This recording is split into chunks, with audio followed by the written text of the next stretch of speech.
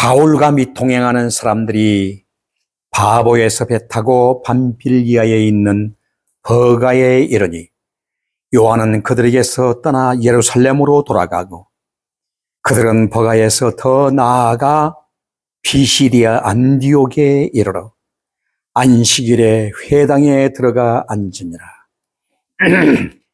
율법과 선지자의 글을 읽은 후에 회당장들이 사람을 보내어 물어 이르되 형제들아 만일 백성을 구원할 말이 있거든 말하라 하니 바울이 일어나 손짓하며 말하되 이스라엘 사람들과 및 하나님을 경외하는 사람들아 들어라.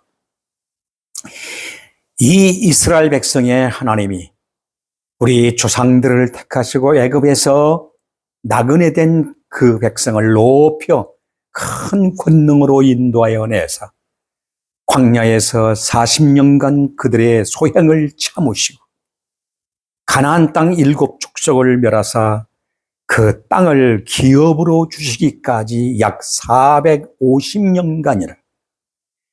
그 후에 선지자 사무엘 때까지 사사를 주셨더니 그 후에 그들이 왕을 구하거늘 하나님이 베냐민 지파 사람 기스의 아들 사울을 40년간 주셨다가 패하시고 사울을 왕으로 세우시고 증언하여 이르시되 내가 이새의 아들 다윗을 만나니 내 마음에 맞는 사람이라 내 뜻을 다 이루리라 하시더니 하나님이 약속하신 대로 이 사람의 후손에서 이스라엘을 위하여 구주를 세우셨으니 곧 예수라. 아멘. 오늘 이 말씀까지 봉독해 드렸습니다. 저는 오늘 본문 말씀을 통해서 비시아 안디옥에 복음의 전파라 하는 말씀을 가지고 함께 은혜를 나누고자 합니다. 선교단의 첫 번째 전투지인 바보에서 사단을 굴복시키고 그 사단의 손에 매여 있는 총독 서기오를 회심케 한 사건. 이 사건이야말로 선교단에게 큰 힘과 위로가 되었던 것입니다. 또 하나님의 승리였습니다. 그뿐만 아니라 또 기다리고 있는 선교지를 향한 발걸음이 얼마나 기대가 되었겠습니까? 또 얼마나 설레었겠습니까? 이렇게 설렌 가슴을 안고 또 다른 선교지를 향해서 달려갔던 것입니다. 그리고 바울의 일행은 바보를 떠나 비시디아 안디옥에 이르러서 그곳 회당에서 바울의 첫 번째 한 설교가 이 본문에 기록되어 있는 것을 보게 됩니다. 여기에 나오는 안디옥은 수리아 안디옥과는 다른 안디옥입니다. 여기는 그래서 비시아 안디옥이라 그럽니다. 첫 번째 선교사를 파송한 세계 선교를 이제 출발지로 삼는 안디옥이 아니라 이 안디옥은 수리아 안디옥입니다. 그런데 이 비시디아 안디옥은 어떤 곳이냐? 지금의 터키 중남비 지방입니다. 터키의 중남비 지방이에요. 당시 로마 식민지였습니다. 특히 사도행전을 기록하게 된 설교들은 각 시대의 말씀을 증거하는 사역자들에게 아주 귀중한 표본이라 이렇게 말할 수 있습니다. 뿐만 아니라 선교단 일행은 바보에서 배를 타고 밤빌리아에 있는 버가에 이르게 되었습니다. 그런데 갑자기 마가 요한이 선교단을 떠나 예루살렘으로 돌아가 버리고 맙니다. 사도행전 15장 38절로 39절에 보면은 바울에게 큰 아픔을 주었던 사건이 아닌가 이렇게 생각이 됩니다.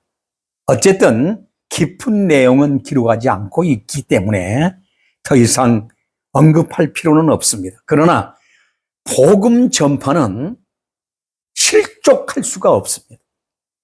계속 전진해야만 했기에 선교단들은 비록 마가는 떠났어도 담대하게 선교지를 향해서 나아갔던 것입니다.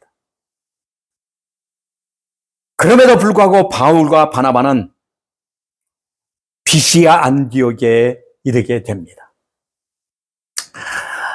결국 여기서 사도 바울의 회당에서 회당장들의 권유와 또한 부탁으로 말미암아 이 회당에서 첫 번째 설교를 행하게 되는데, 청중들은 이방인들과 유대인들 개종자들이었습니다.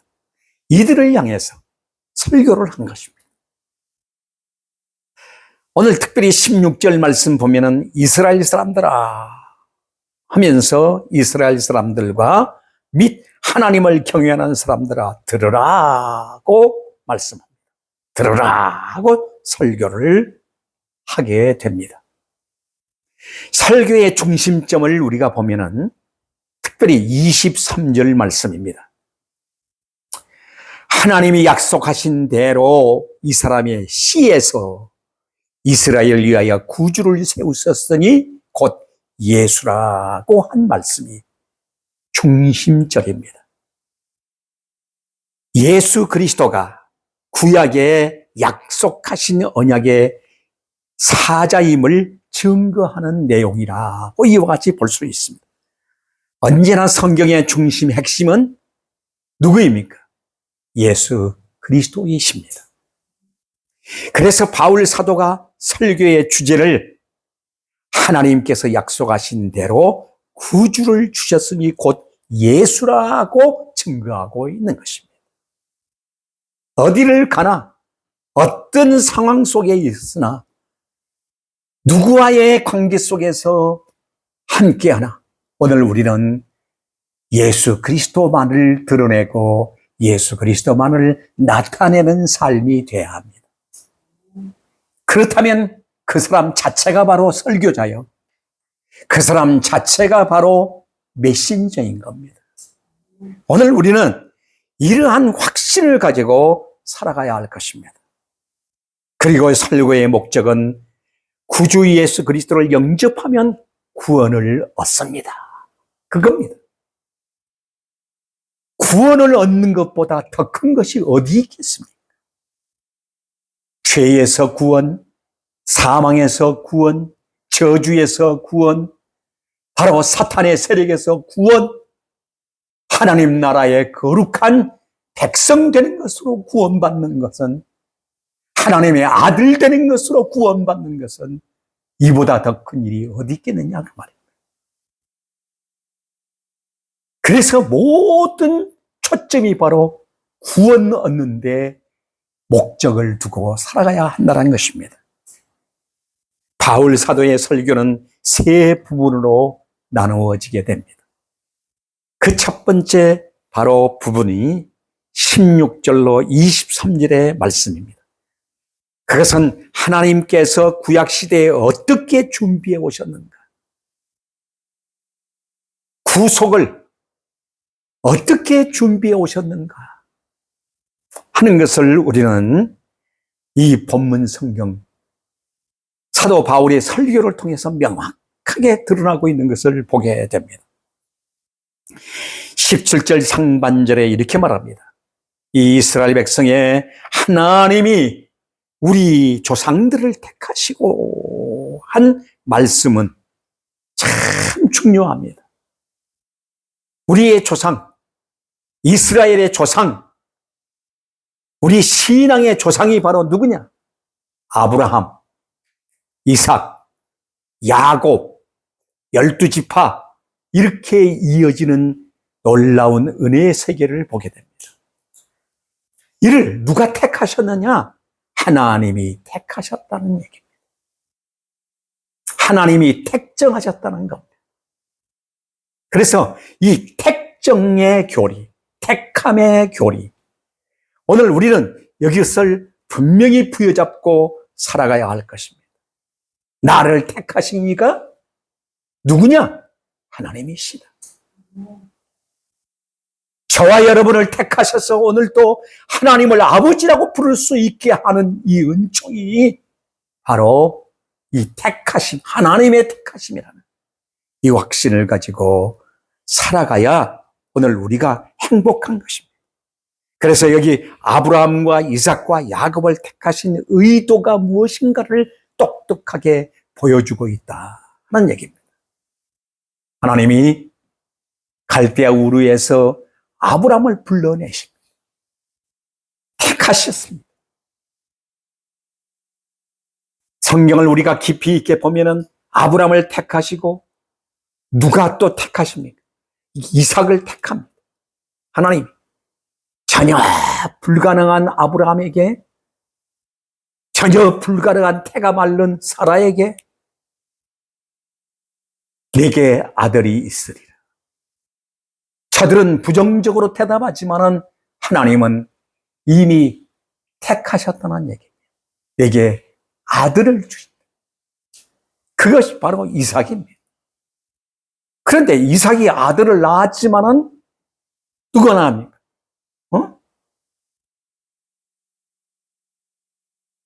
에서와 야곱. 그런데 에서와 야곱 속에서도 누가 장자입니까? 사실은 에서입니다. 그런데 내가 택한 것은 야곱이다. 그러니까 하나님이 택하셨다는 얘기. 사람이 먼저 낳았다고 해서 장자가 아니고 하나님이 택한 자가 장자라는 것입니다. 오늘 이게 바로 중요한 것입니다. 만민 속에서 바로 택하셨다는 것. 그것은 바로 창세기 3장 15절에 나타난 말씀대로 택하셨다. 누구를 택하셨다? 여인의 후손을 택하셨다는 얘기. 그 여인의 후손이 뱀의 머리를 박살낸다는 거예요. 상하게 한다. 그러나 그 택하심이 계속 이어오면서 구체적으로 만민 가운데에서 특별히 불러내어 아브라함을 택하시고 이삭을 택하시고 야곱을 택하신 이 택하신 하나님. 왜 택했느냐? 여기 보면은 특별히 택하심에 대한 의미를 잘 설명해 주고 있습니다. 23절 중반절에 보면 그 씨에서 구주 예수 그리스도를 세우시기 위해서라는 겁니다. 그 씨에서. 할렐루야. 그 씨에서. 이게 중요한 것입니다. 그들에게 하신 언약들을 생각해 보면 참 중요합니다. 그래서 언약들을 생각하라는 겁니다.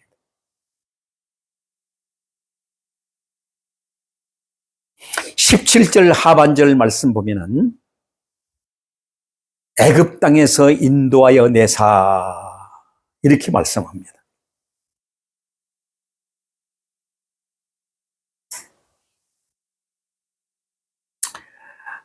여기 보면은 이 이스라엘의 하나님이 우리 조상들을 택하시고 그랬죠. 그 다음에 애굽 땅에서 나그네 된 그 백성을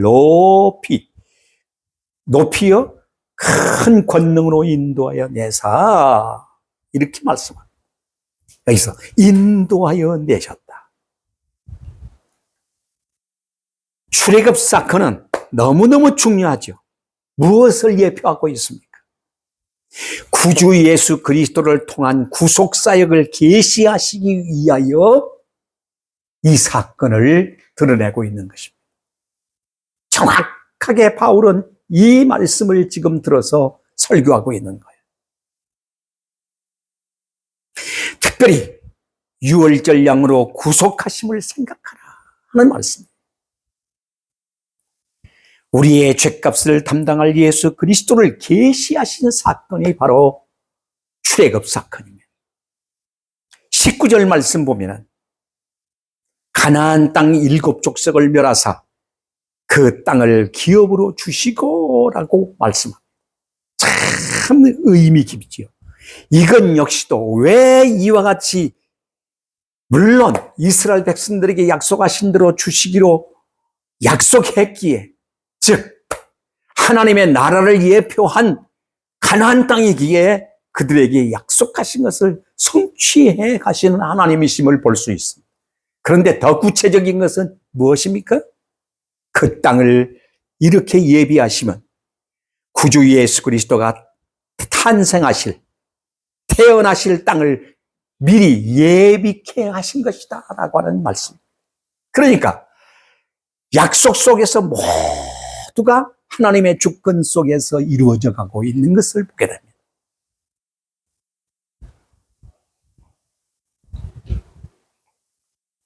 19절 말씀 보면은 가나안 땅 7족속을 멸하사 그 땅을 기업으로 주시고 약 450년간 그 위에 선지자 사무엘 때까지 사사를 세우셨더니 라고 말씀하고 있습니다.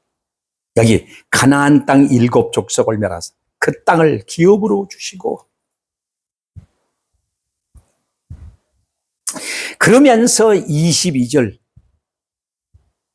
다윗을 왕으로 세우시고 라고 말씀합니다.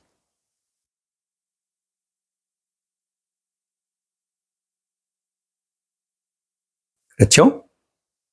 예, 다윗을 왕으로 세우시고.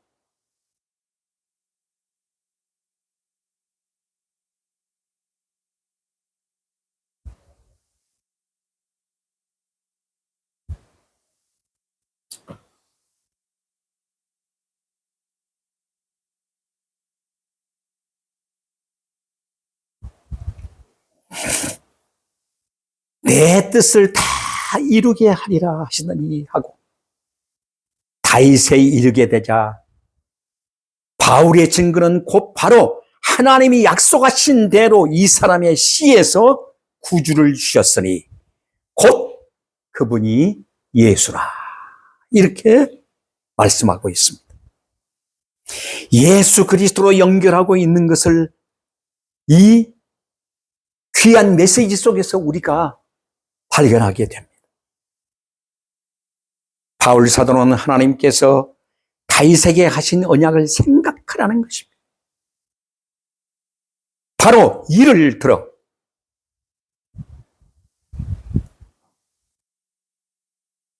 드러내기 위해서 구약의 역사를 개괄하고 있는 것을 명확하게 이렇게 볼 수 있습니다. 그러니까 하나님은 아브라함과 다윗에게 하신 그 약속을 지켜주시기 위하여 이루어오신 구약의 역사를 증거하고 있습니다. 그러므로 구약의 역사는 하나님께서 주권적으로 이루어오신 모든 역사임을 확연하게 이와 같이 증거하고 있는 것입니다. 인간들은 얼마나 갖가지 사건들을 벌리면서 하나님이 이렇게 주권적으로 이루어오신 일에 방해를 하고 있습니다. 이 방해는 누가 합니까? 사단이가 하고 있습니다.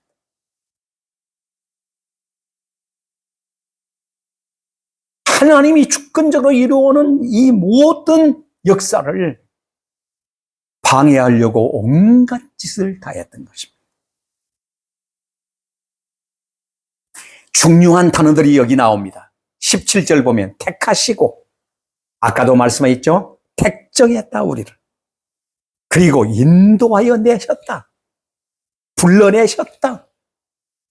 오늘 우리를 불러내죠. 새 속에서 불러내시고, 죄 가운데서 불러내시고, 저주에서 불러내시고, 어둠에서 불러내시고, 불러내신 누구냐? 하나님. 그분의 주권적인 능력과 힘으로 불러내셨다. 18절 참으시고 그럽니다. 참으시고 얼마까지 참으셨어요? 어? 40년 광야 생활.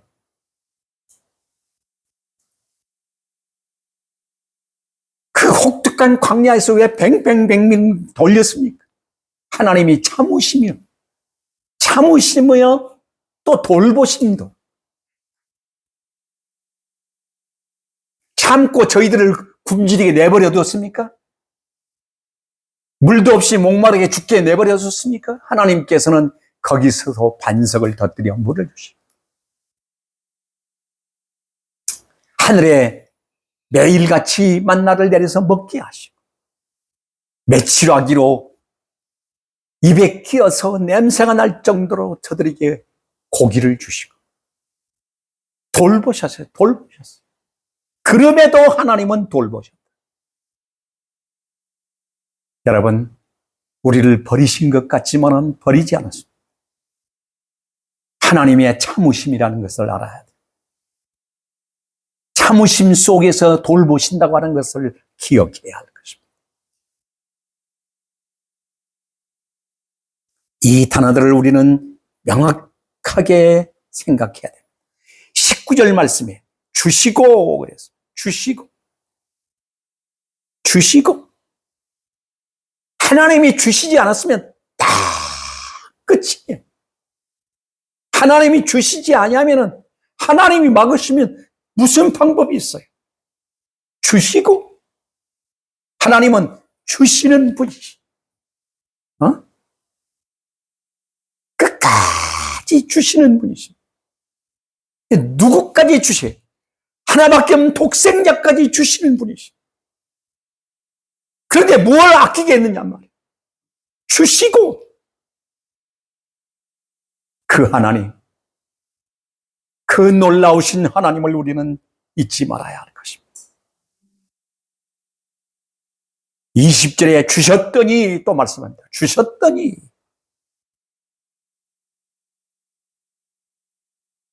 인간들이 하도 부르짖으니까 주셨어요. 누구를 줬어요? 사울 왕을 줬습니다. 그래, 세워봐라.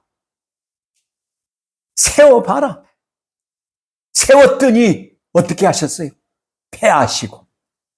하나님이 인간이 세운 왕으로서는 하나님의 역사, 하나님의 일을 이룰 수가 없다는 거예요.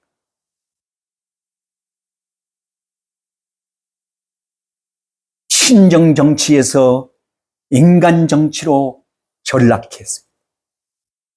백성들이 우리도 이방인들처럼 왕을 세워달라. 하나님이 그렇게 구하니까 줬어요. 그러나 그들이 어떻게 했어요? 다 강박해져서 하나님을 대적. 그가 세운 왕인 사울이 어떻게 해요? 하나님의 주권을 침해합니다. 그래서 패하시고 이것입니다.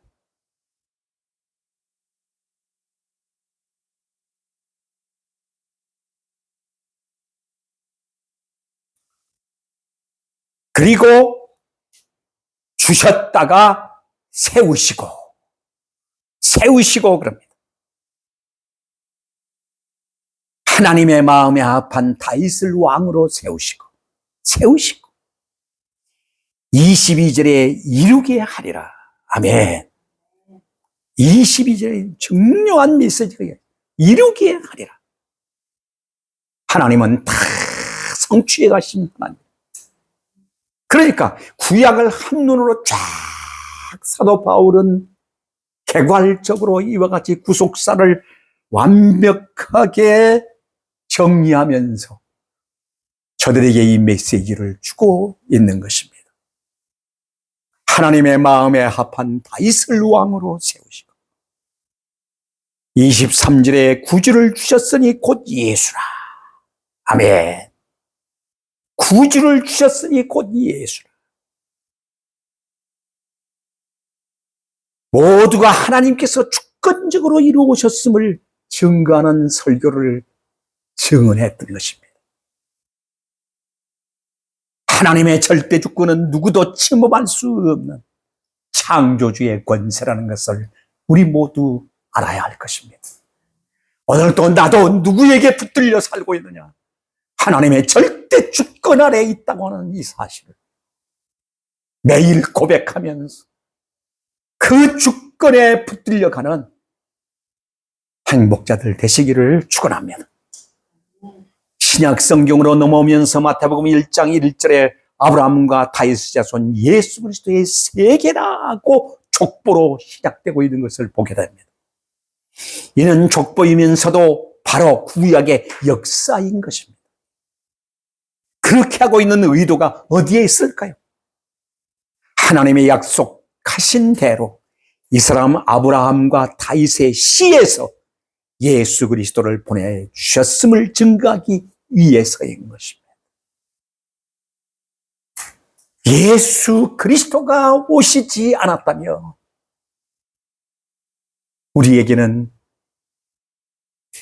다 먼지요 흙이요 사탄의 지배 아래서 죄 아래서 저주 아래서 살다가 먼지로 사라질 존재들이 지옥 자식들일 겁니다. 그런데 예수 그리스도 약속하신 대로 그리스도가 오시었어. 예수 그리스도가 오시어서 우리의 사망 권세를 깨뜨리시고 생명의 영생의 복을 우리에게 주신 것입니다.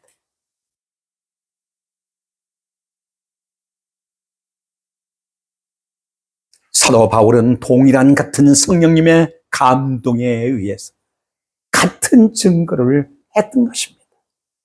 요한복음 5장 39절에도 예수님께서 친히 말씀하시기를 이 성경이 구약 성경이 곧 내게 대하여 증거하는 것이로다. 구약의 성경 전체는 누구를 증거하고 있습니까? 예수 그리스도를 증거하고 있는 것입니다. 우리도 이제 증거해야 합니다. 누구를 증거해야 합니까? 다시 오실 예수 그리스도를 증거해야 합니다.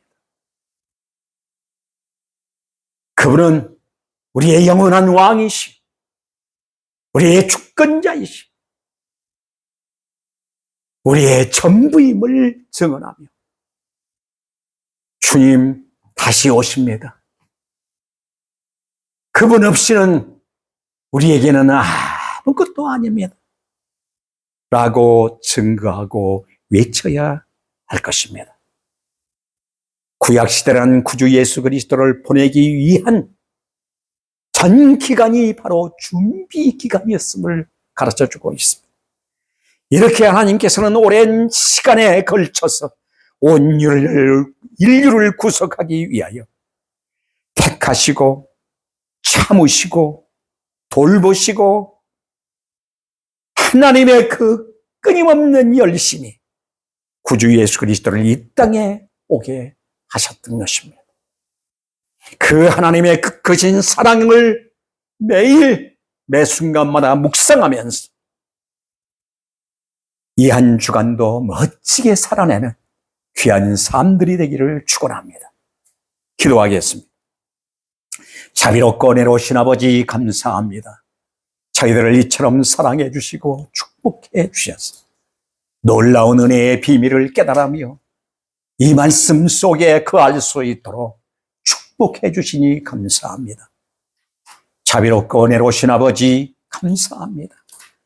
귀한 말씀 우리의 가슴에 품고 참으로 하나님의 이렇게 애쓰심, 참으심, 돌보심, 끝까지 이루시는 그 하나님의 은총을 사랑 또 바라보면서 그 은혜에 붙들려 살아가는 저희들이 되게 하옵소서.